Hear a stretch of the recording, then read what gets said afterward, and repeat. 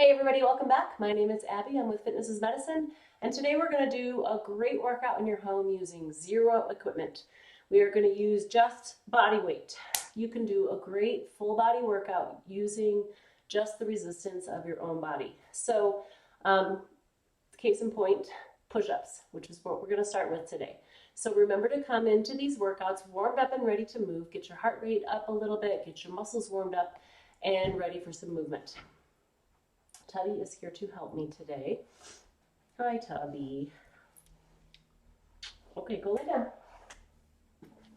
He listens much better than my puppy. Okay, so remember that push-ups are something you can level up and level down. Remember, you can do them against your countertop. If you've been doing them at one countertop kind of consistently, see if you have a lower one in your house. Like maybe your bathroom countertops are just a little bit lower, or maybe the edge of your tub. Or you could try even a lower surface like this, like your a bench. If you haven't tried them on your knees in a while, go ahead and give that a try. Even if you can just do 2 or 3, that's okay.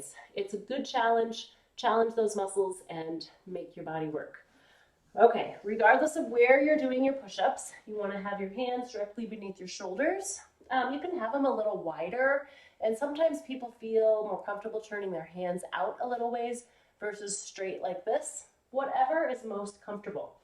Now, keeping your shoulders down away from your ears, you want to breathe each repetition, and when you push up, envision squeezing your tummy up. Envision your abs helping you up, because your abs really are engaged a lot in this exercise. All right, let's do 10. 1, 2, 3, 4. Don't dip your head. 5, 6. That won't help you.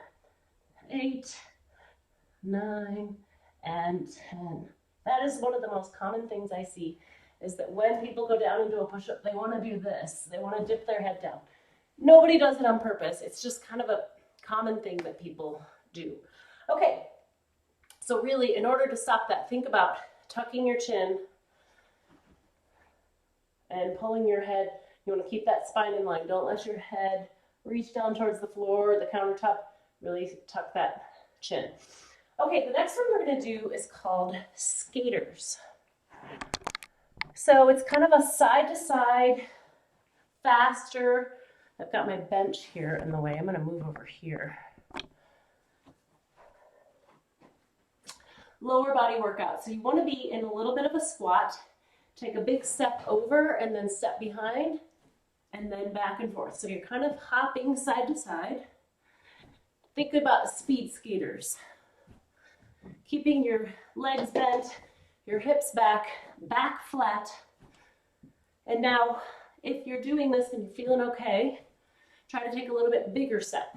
Now I'm alternating my hands to help with my balance.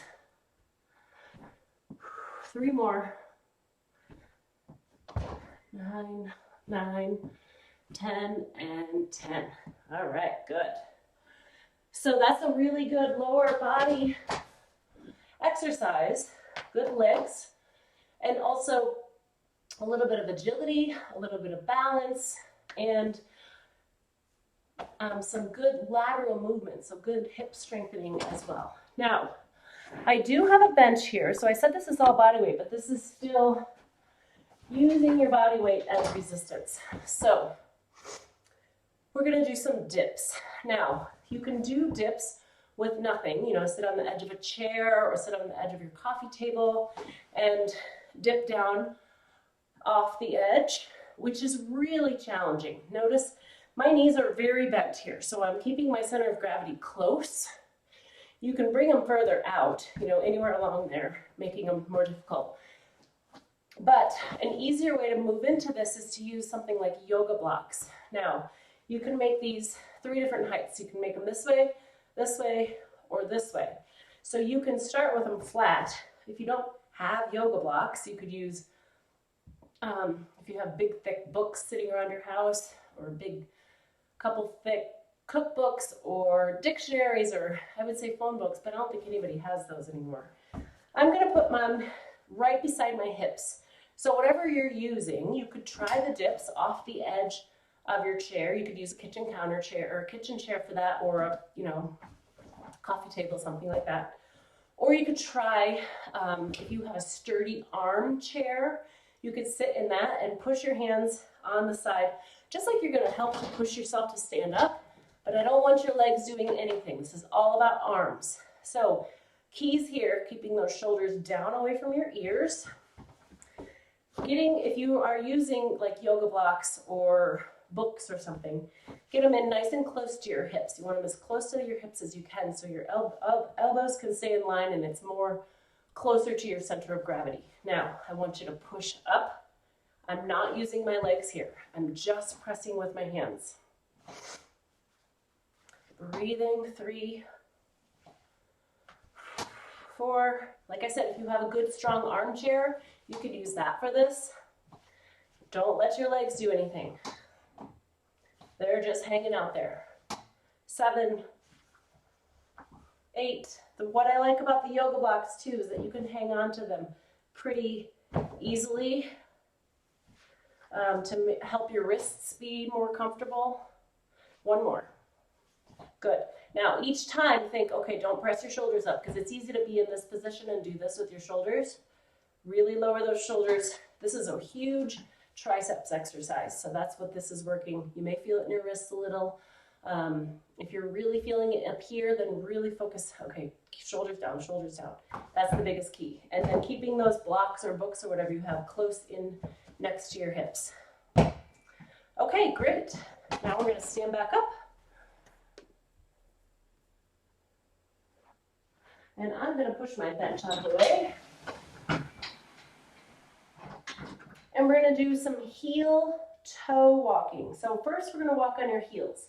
So this is a good balance exercise, lower extremity strengthener, working on that anterior tibialis, so this muscle here, to pull up those feet. Many times, as we get older, certain things happen and people develop weaker extensors here, or flexors,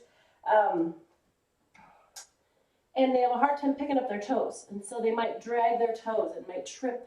So this is a really great strengthener. Now, I want you to try to walk straight with your chest up tall, not down like this. So it's easy when you get into this position to kind of want to kick it back and put yourself at a different angle. I want you nice and tall, lifting up those toes as far as you can. Just slowly walk across the room, working on those ankle muscles. And then, when you get to one side, walk back across the room, up on your tiptoes. Now, as high as you can go on those tiptoes. Not here, not just on your toes, up as high as you can go on those toes. So we're working on your flexors and your extensors. So your anterior tibialis, your gastrocs, all of those muscles in your feet that are required for this one. Just take your time, go back and forth a few times doing each. It may be a little harder than you think. And then we'll go back on our tiptoes, up as high as you can go. Remember, imagine being a little kid and going up on those tiptoes, trying to see over, an adult in front of you or something. Up as high as you can on those toes. All right, good. Now we're going to stand next to something sturdy. You can stand next to your kitchen counter or a sturdy kitchen chair, or even next to the wall. We're going to do standing hip abduction. So standing, you can hang on to something here if you need to. Bringing one leg out to the side. Keep that toe straight forward. Almost think about turning it in just a little, because it's easier to kind of envision that than have to constantly look down at your toe. I want you to have good posture for this. Now, keeping everything else in line. So I'm only bringing my leg out here. I don't need to bring it way out here. So I'm keeping my hips and my torso all stable, my shoulders stable. This is also a good strengthener for the stabilizing leg that you're standing on. Okay, now we're going to switch sides. Don't let that toe creep out to the side. That's really common. Our flexors, our hip flexors and our quads want to take over there.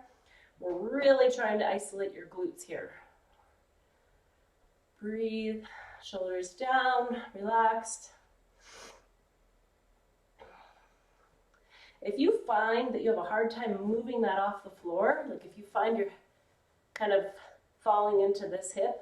Really stop and reset and then go again. If you need to, sometimes it helps to put a hand on your hip to help keep it stable if you're having trouble standing up tall on it. Also, if you feel like you need a little extra movement, you could stand on a balance pad or a phone book, or the book, even on your yoga block. Give yourself a little bit of space if you need to move that foot back and forth. Okay, the last one we're going to do is we're going to stand or lie down on your tummy on the floor. I've got my yoga mat rolled up here. We're going to lie down flat on your tummy with your forehead either on a rolled up towel, or this is kind of a thinner yoga mat, just so you can have your head in line. I don't want it off to the side like this. I want your cervical spine in line with the rest of your spine. And we're going to do little flutters. So arms straight out in front, and we're just going to lift up those arms and legs just a little bit off the ground. We're going to do this for 30 seconds. So breathing. You don't have to lift them up very high. Notice I'm just a couple inches up off the floor. And if you're having any back pain with this, you could just alternate. You could do your arms and then try your legs. Or if it's just really challenging and you're having a hard time doing it, you could alternate. You could do your arms for, maybe 5 seconds, and then do your legs for 5 seconds, and then back and forth a couple times and ease into this. Keep your head down on the floor and rest. All right. That one is really challenging, much more challenging than it may seem in the beginning, but it's a huge posterior chain exercise. If you're having shoulder pain with that, you can also do it with your hands out to the side like this and lift them up out here like this. So you're still working that posterior chain, working those back muscles, working your glutes, all of those muscles, but you're not putting your shoulder at risk if you're having any shoulder pain. All right, so go through those 2 or 3 more times, or 1 or 2 more times, whatever you've got time for. Add a little cardio in between, boost up that heart rate, boost up your whole workout response, and remember to follow with the cool down and stretch. As always, please let me know if you have any questions or modifications, and I will see you next time. Have a great workout, everybody.